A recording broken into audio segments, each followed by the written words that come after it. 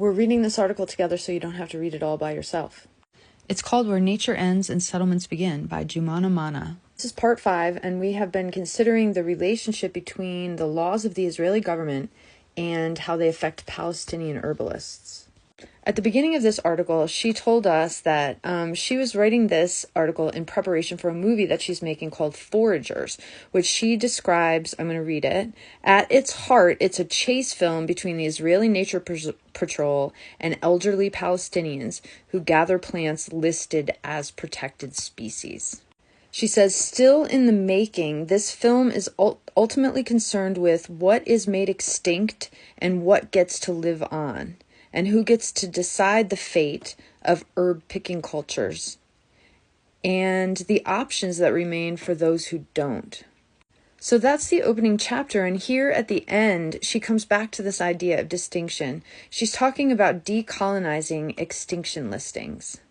She says that when scientists and researchers are talking about things like human-caused extinction, they usually look at it from the side of like, what's causing this extinction? And then how are both humans and non-humans resisting this extinction? And what she suggests is that we need a whole new way of thinking about this.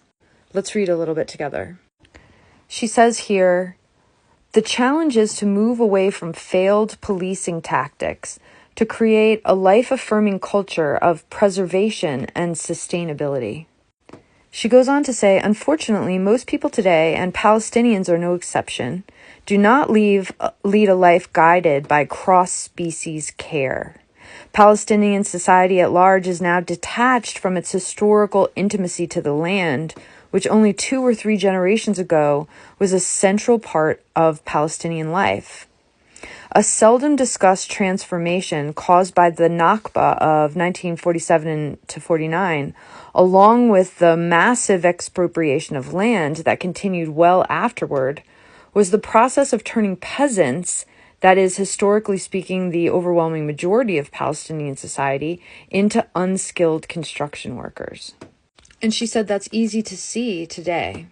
She does also say that people began turning away from the farming lifestyle before the Nakba.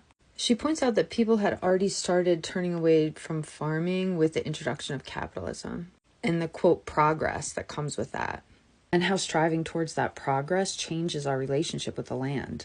She says this, quote, progress slowly transformed land from something embedded in the fabric of community and turned it into an extractable commodity. And that this idea of extractivism is something that we're seeing around the planet. And she says, meanwhile, foraging has been going on for like 10,000 years. And that the domestication of plants domesticated people, that plants and people were kind of domesticated together. And she's suggesting that we can lean into the imagery of this, what she's calling cross-species care, as we imagine the future, instead of imagining it through the lens of extinction. And she goes on to suggest that once we demilitarize, we'll have lots of funds and attention that we can put towards cultivating and incubating this kind of cross-species care. She says that we could be moving towards what she's calling a planetary democracy, a possibility for freedom that breaks from slavery and colonialism in all their historical and contemporary forms. She says that in the process, we can rebuild ecologies geared towards mutuality and affirmation instead of exclusion. And she finishes this piece by saying, only with this profound shift can preservation measures translate into a real attempt to protect life. We've learned a lot together in this article. If you haven't seen the other 5 parts, check them out. They're up now. It's given us a lot to think about and to research. If you have any thoughts, I would love to hear. Drop them in the comments. I would love